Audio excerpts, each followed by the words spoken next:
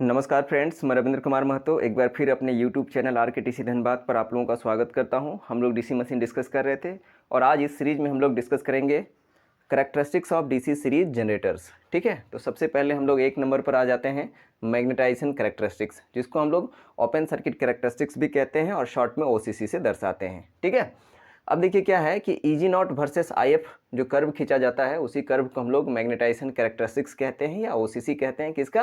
तो DC generator का। ठीक है, जहाँ EG0 क्या है तो ये है generated EMF at no load और IF आपका फील्ड करंट है। ठीक है, तब हम लोग डीसी सीरीज जनरेटर का केस कंसिडर करेंगे। तो ये देखिए, ठीक है, डीसी सीरीज जनरेटर जो है एट नो लोड कंडीशन यहाँ आपका बनाया हुआ है, अर्थात यहाँ पे जो है डीसी सीरीज जनरेटर का टर्मिनल्स आपका ओपन है। ठीक है, तो ये देखिए आर्मेचर को जो है n RPM स्पीड पर जो है किसी पर्टिकुलर डायरेक्शन में प्राइम मूवर द्वारा घुमाया जा रहा है और हम लोगों को पता है कि यहाँ पे हम लोगों को रेसिडुअल मैग्नेटिज्म होता है।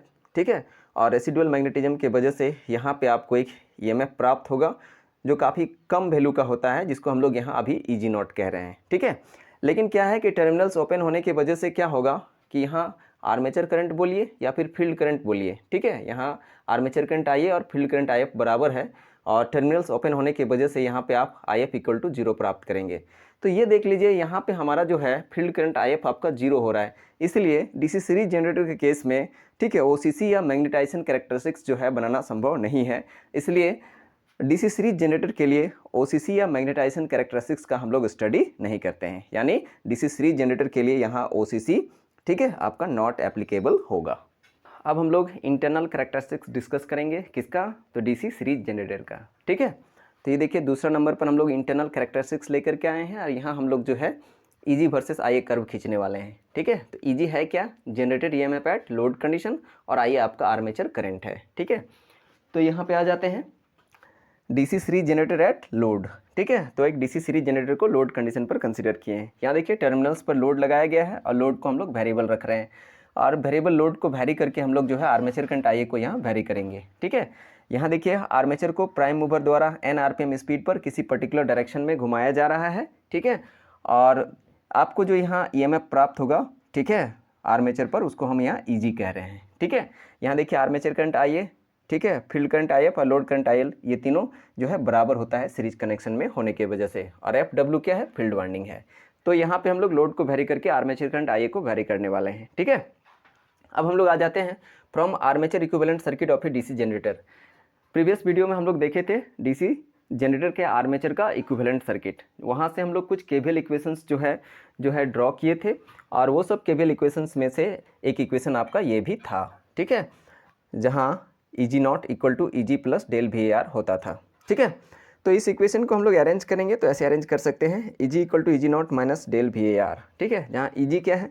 Generated EMF at load condition है और EG0 क्या है? Generated EMF at load without armature reaction. ध्यान देना है यहाँ पे कि EG0 जो है वो हमारा हो रहा है generated EMF at load without armature reaction. ठीक है, अब होता क्या है कि ये जो डेल VAR है ये है voltage drop caused by armature reaction. ठीक है, तो इसको डेल VAR को आप आर्मेचर रिएक्शन वोल्टेज ड्रॉप कह सकते हैं। तो ये डेल VAR जो है directly proportional to armature current IA होता है।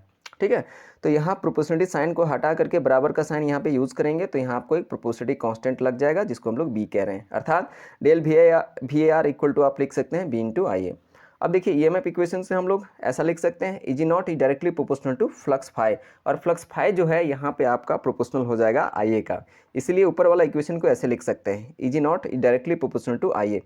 अब क्या है कि ये प्रोपोर्शनलिटी साइन हटा करके बराबर का साइन यहाँ पे यूज़ करेंगे तो यहाँ पे एक प्रोपोर्शनलिटी कांस्टेंट लग जाएगा, जिसको हम लोग C कह रहे हैं, अर्थात EG0 equal to C into IA हो जाएगा। यहाँ क्या है? Where B and C are proportionality constant, तो यहाँ का B और यहाँ का C आपका क्या है? प्रोपोर्शनलिटी कांस्टेंट है। अब हम लोग क्या करेंगे कि डेल VAR और EG0 ये दोनों का वैल्यू इस इक्वेशन पर पुट कर देंगे। ठीक है, तो हम लोगों को क्या प्राप्त होगा? ये प्राप्त होगा EG equal to C into IA minus B into I हो जाएगा। तो क्या करेंगे हम लोग? IA को कॉमन ले लेते हैं तो ब्रैकेट के भीतर आपको बचेगा C माइनस B, और इस तरह से EG इक्वल टू हो जाएगा ब्रैकेट के भीतर C माइनस B और इंटू में हो जाएगा ब्रैकेट के बाहर IA हो जाएगा। तो यही जो इक्वेशन है, इसी इक्वेशन से हम लोगों को इंटरनल कैरेक्टरिस्टिक्स बनेगा। किसका? तो डीसी सीरीज जनरेटर का। ठीक है, लेकिन ये जो इक्वेशन है वो just like y equal to mx के फॉर्मेट पर है जो एक स्ट्रेट लाइन को रिप्रेजेंट करता है। अब हम लोग यहाँ पे आ जाते हैं। y equal to m x जो स्ट्रेट लाइन होता है वो कुछ इस तरह से होता है। ये y एक्सिस है, ये x एक्सिस है। तो ऐसे कोई लाइन खींचेंगे तो ये लाइन आपका y equal to m x का लाइन होता है।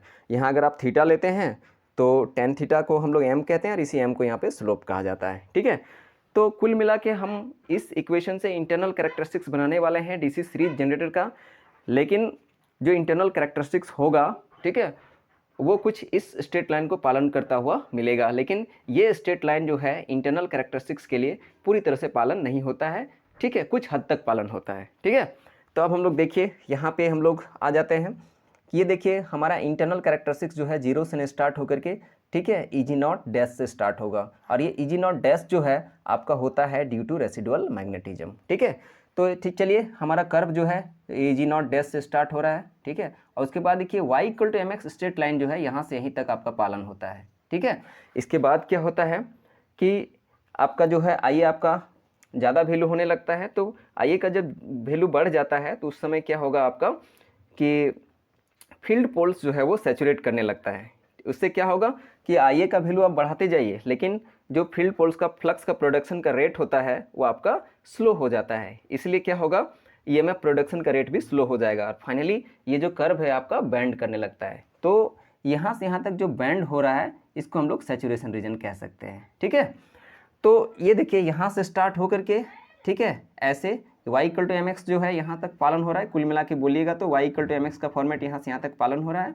और इसके बाद जो है फील्ड पोल्स सैचुरेट करने लगता है, जिसकी वजह से कर्व बेंड हो जाता है और आपको ये वाला कैरेक्टरिस्टिक्स का पार्ट आपको प्राप्त होता है। ठीक है, तो ये आपका जो बन जाता है ये इंटरनल कैरेक्टरिस्टिक्स बन जाता है, जिसमें आर्मेचर रिएक्शन का ड्रॉप जो है आपका शामिल है।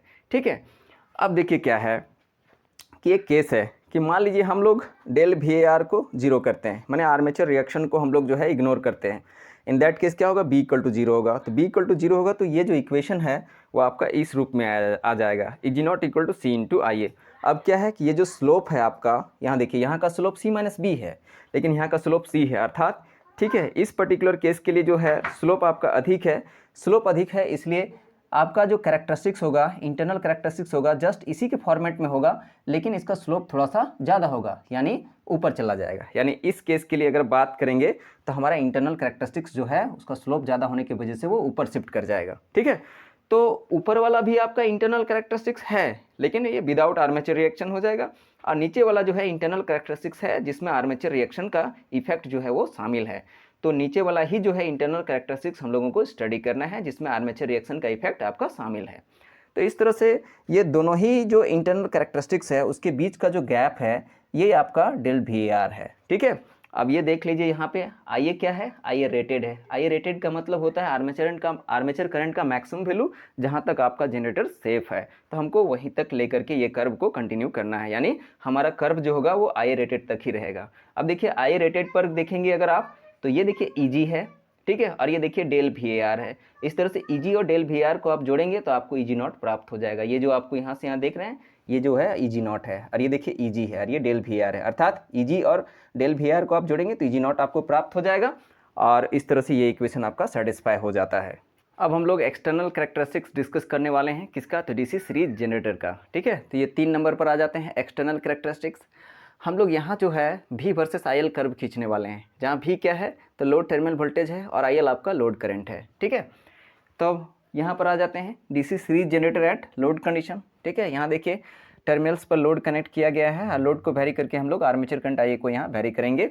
और ये देखिए आर्मेचर को प्राइम मूवर द्वारा n RPM स्पीड पर किसी पर्टिकुलर डायरेक्शन पर घुमाया जा रहा है, जिसके कारण आपको आर्मेचर पर जनरेटेड EMF EG आपको प्राप्त हो रहा है। ठीक है, तो अब हम लोग आ जाते हैं from armature equivalent circuit of A DC generator. DC generator के आर्मेचर का इक्विवेलेंट सर्किट से जो है हम लोग ऐसा लिख सकते हैं EG equal to V plus IRA।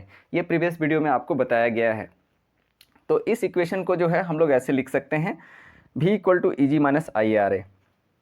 ठीक है, ये देखिए EG का जो है हम लोग वैल्यू पहले ही देख चुके हैं। इंटरनल कैरेक्टरिस्टिक्स में क्या होता है, under bracket C minus B और ब्रैकेट के बाहर इनटू में IA होता है। तो चलिए EG का वैल्यू यहाँ पे पुट कर दिए हैं। और जो IRA है, ठीक है, ये आपका वोल्टेज ड्रॉप है। ठीक है, किसका, तो आर्मेचर वाइंडिंग का और फील्ड वाइंडिंग का। तो आर्मेचर वाइंडिंग और फील्ड वाइंडिंग का मिला करके जो वोल्टेज ड्रॉप होगा, ठीक है, जो रेसिस्टिव ड्रॉप होगा उसको हम लोग IRA कह रहे हैं। तो इस तरह से ऊपर वाले इक्वेशन को अरेंज करेंगे तो ऐसे लिख सकते हैं आप, v इक्वल टू ब्रैकेट के भीतर c minus B minus R A और इंटू में जो है ब्रैकेट के बाहर आई ए हो जाएगा। तो यही जो इक्वेशन है ये हम लोगों को देगा एक्सटर्नल कैरेक्टरिस्टिक्स देगा, किसका? तो डीसी सीरीज जनरेटर का, ठीक है। लेकिन ये इक्वेशन जो है y equal to m x के फॉर्मेट में है जो एक स्ट्रेट लाइन को रिप्रेजेंट करेगा। तो देखिए y equal to m x straight line कुछ इस तरह से होता है, ठीक है। तो यानी हमारा एक्सटर्नल कैरेक्टरिस्टिक्स जो होगा डीसी सीरीज जनरेटर के लिए वो कुछ इस लाइन को फॉलो करते हुए बनेगा, लेकिन ये लाइन जो है पूरी तरह से फॉलो नहीं होगा, कुछ हद तक फॉलो होगा, ठीक है। तो अब हम लोग आ जाते हैं एक्सटर्नल कैरेक्टरिस्टिक्स पर, ठीक है। तो ये देखिए हमारा जो कर्व 0 से शुरू ना होकर के कर्व हमारा शुरू होगा कहाँ से? ईजी नॉट डैश से शुरू होगा, और ये ईजी नॉट डैश जो है ये आपका क्या है? आता है ड्यू टू रेसिडुअल मैग्नेटिज्म, ठीक है, जो आप नो लोड कंडीशन पर कंसिडर कर सकते हैं, ठीक है। तो कर्व जो है हमारा स्टार्ट हो रहा है ईजी नॉट डैश से।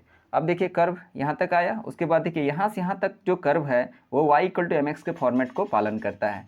उसके बाद देखिए यहाँ के आगे IL का जो है हाई वैल्यू होने लगता है। इन दैट केस क्या होगा कि फील्ड करंट आपका हाई होने लगा।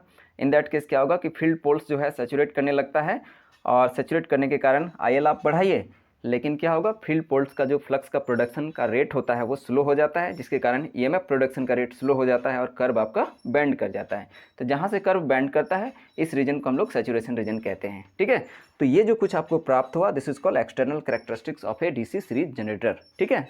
अब हम लोग इंटरनल कैरेक्टरिस्टिक्स और एक्सटर्नल कैरेक्टरिस्टिक्स को साथ में जो है बना करके जो है देखते हैं। तो ये देखिए इंटरनल कैरेक्टरिस्टिक्स आपका ये हो गया और एक्सटर्नल कैरेक्टरिस्टिक्स आपका ये हो गया, और दोनों के बीच का जो गैप है वो आपका IRA गैप होता है, ठीक है। तो यहाँ भी देखिए IL रेटेड लिया गया है। IL रेटेड क्या है? तो लोड करंट का मैक्सिमम वैल्यू है जहाँ तक आपका जनरेटर क्या है? सेफ है। तो IL रेटेड पर देखिए ये आपका V है और ये आपका IRA है। तो V और IRA को अगर आप जोड़ देते हैं तो आपको EG प्राप्त हो जाता है, और इस तरह से ये इक्वेशन आपका सेटिस्फाई हो जाता है।